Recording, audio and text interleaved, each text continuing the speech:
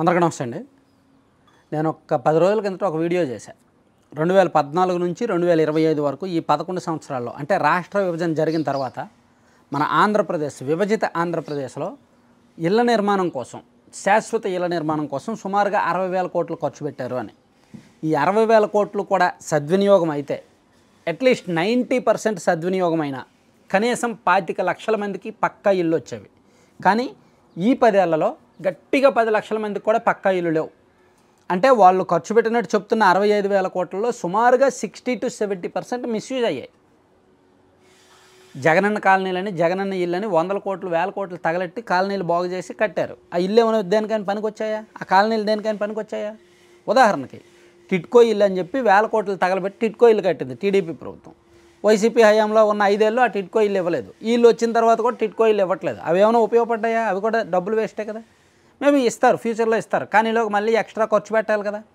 అంటే ఒక ఉదాహరణ చెప్పా. ఇప్పుడు మనం ఈ వీడియోలో మరో ఉదాహరణ చెప్పుకుందాం. ఎందుకంటే మనకి పార్టీలు కాదండి, మన రాష్ట్రం బాగుండాలి. మన ప్రజాధనం 1000 కోట్లు 1,00,000 కోట్లు ఖర్చు పెడుతున్నారు కదా, దానికి తగ్గ ప్రతిఫలం ఉండాలి. అలా ఉండేలా మన అందరం చైతన్యవంతం అవ్వాలి. మన ప్రతి రూపాయికి ప్రభుత్వం లేదా నాయకుడు జవాబుదారీగా ఉండాలి. అక్కడ జగన్ అనే వ్యక్తుల్ని, పవన్ అనే వ్యక్తుల్ని, చంద్రబాబు అనే వ్యక్తుల్ని ఎవరైనా ఉన్నాయి, పరిపాలించేది ఎవరైనా సరే మన రూపాయికి జవాబుదారీ వాళ్ళు, మన రూపాయికి కాపలాదారులు వాళ్ళు, మన రాష్ట్రానికి సద్వినియోగం చేయాల్సింది వాళ్ళు. సిగ్గుతో తలదించుకోవాల్సిన వార్త మనం గత నెల చెప్పుకున్నాం. దేశవ్యాప్తంగా అక్షరాస్యతలో మనం అట్టడుగును ఉన్నాం. అవునా? అది గుర్తుంది కదా. అది ఈవెన్ మీరు కూడా ఇప్పుడు గూగుల్లో సెర్చ్ చేయొచ్చు లేదా పక్కన చూడొచ్చు. దేశంలో అక్షరాస్యతలో మనం అట్టడుగును ఉన్నాం. లాస్ట్ ప్లేస్ మనది. బీహార్ కంటే మనమే వెనుకబడి ఉన్నాం. బీహార్లో 74.3% అక్షరాస్యత ఉంటే 72.6% మంది. మనకంటే బీహారు, రాజస్థాన్, జార్ఖండ్, ఉత్తరప్రదేశ్, తెలంగాణ లాంటి, ఒడిస్సా లాంటి రాష్ట్రాలు నయం అక్షరాస్యతలో. మనం అట్టడుగును ఉన్నాం. మరి ఈ 10 ఏళ్లలో మనం ఎడ్యుకేషన్ డిపార్ట్మెంట్ కోసం పెట్టిన ఖర్చు ఎంతో తెలుసా? ఒకసారి చూడండి. అక్షరాల సుమారుగా 2,25,000 కోట్లు. 2015-16లో allocation for education in crores పక్కన చూడండి 13,726 కోట్లు. 2016-17లో 16,543 కోట్లు. 2017-18లో 18,159 కోట్లు. 18-19లో 22,803 కోట్లు. 19-20లో 32,618 కోట్లు. ఇక 2020-21లో 25,000 కోట్లు. 21-22లో 24,000 కోట్లు. 22-23లో 27,706 కోట్లు. 23-24లో 32,118 కోట్లు. 24-25లో కూడా 29,000 కోట్లు ఎంతో ఇచ్చారు రీసెంట్లో కూడా. సుమారుగా ఇది మొత్తం కలుపుకుంటే అరౌండ్ ఒక 2,30,000 కోట్లు వస్తుందిగా సుమారుగా. మరి ఈ 2,30,000 కోట్లు ఖర్చు పెట్టి ఈ 11 ఏళ్లలో మనం సాధించింది ఏంటయ్యా? అక్షరాస్యతలో అట్టడుగును ఉన్నాం కదా. ప్లస్ 3వ తరగతి విద్యార్థులంట 2వ తరగతి పుస్తకాలు చదవలేకపోతున్నారంట. 7వ తరగతి విద్యార్థులు కూడా 3వ తరగతి 4వ తరగతి పుస్తకాలు చదవలేకపోతున్నారంట. ఇది ఒక అధ్యయనంలో బయటకు వచ్చింది.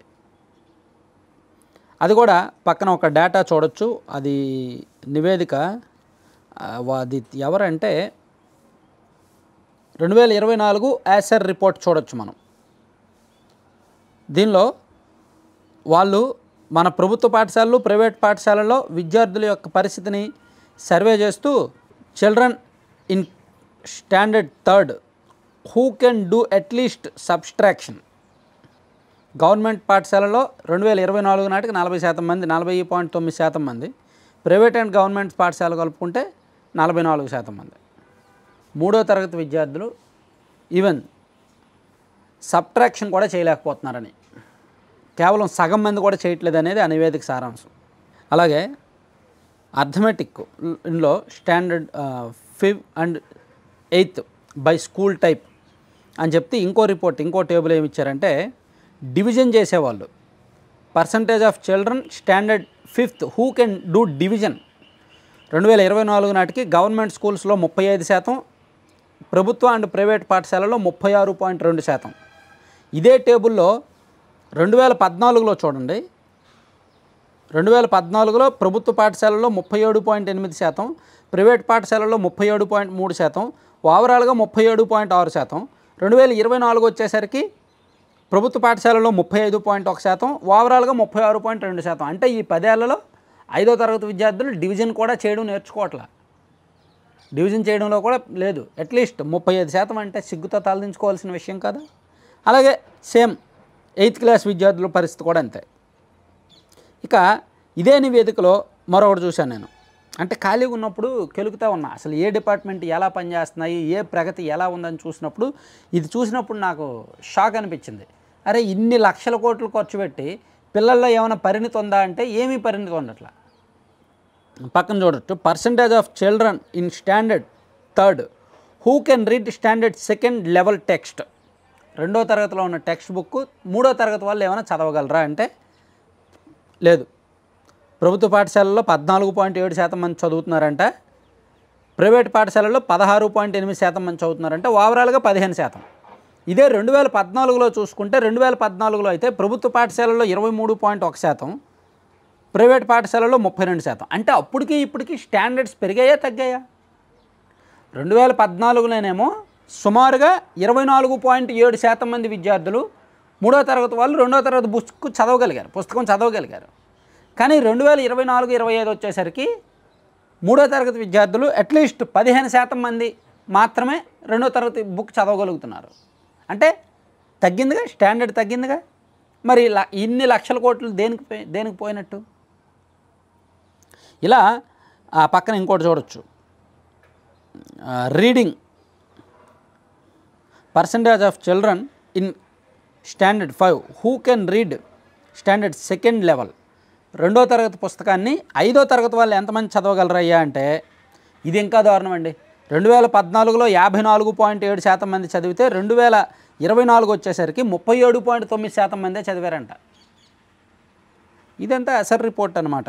సో దీన్ని బట్టి అర్థమవుతుంది మన రాష్ట్రంలో ఎలా ఉంది, ఎడ్యుకేషన్ డిపార్ట్మెంట్ పరిస్థితి ఎలా ఉంది. లెక్కలు చెప్తున్నారు, సంస్కరిస్తామంటున్నారు, టోఫెల్ అంటున్నారు, లేదా అదేది కేంబ్రిడ్జ్ యూనివర్సిటీ అంటున్నారు, పెద్ద పెద్ద పేర్లు పెడుతున్నారు, నోర్లు కూడా తిరగని పేర్లు పెడుతున్నారు, లక్షల కోట్లు తగలబెడుతున్నారు. కానీ ఫలితం ఉండడం లేదు అనేది వాస్తవం. యూనిఫామ్లు ఇస్తున్నారు, బెల్ట్లు ఇస్తున్నారు, షూస్ ఇస్తున్నారు, టైలు ఇస్తున్నారు, అన్నీ ఇస్తున్నారు, బుక్స్ ఇస్తున్నారు, ఫుడ్ పెడుతున్నారు, అన్నీ పెడుతున్నారు. ఇవన్నీ ఫ్రీగా చదివిస్తూ ఇవన్నీ ఇవ్వడం కాకుండా డబ్బులు కూడా ఇస్తున్నారు. గత ప్రభుత్వం అమ్మఒడి ఇస్తే ఈ ప్రభుత్వం తల్లికి వందనం కూడా ఇస్తుంది. ఇలా లక్షల కోట్లు ఖర్చు పెడుతున్నారు, కానీ దాని ఫలితం మాత్రం ఉండడం లేదు. మరి ఇది మన రాష్ట్రానికి మంచిదా కాదా? సంస్కరణ మామూలుగా కాదు, అసలు విద్యాశాఖలో సంస్కరణ ఏ స్థాయిలో జరగాలి అనేదానికి ఇటువంటి లెక్కలు మనం ఖాళీగా ఉన్నప్పుడు విద్యాశాఖ మంత్రి గారు అధికారులు లెక్కలు వేసుకోవాలి.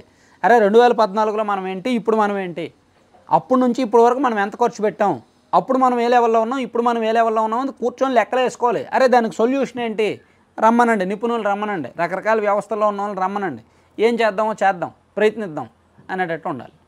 మాటలు చెప్పామా లేదా, ఓట్లు అడిగామా లేదా, ఇలాగే ఉన్నాయన్నమాట. ప్రభుత్వాలు కానీ పాలకులు కానీ అలాగే ఉన్నారు. సో మన రూపాయికి జవాబుదారీతనం ఉండట్ల, రాష్ట్రం మరింత వెనక్కి వెళ్ళిపోతుంది. అందుకే ఆవేదనతోనే ఈ వీడియో చేశాను. Thank you.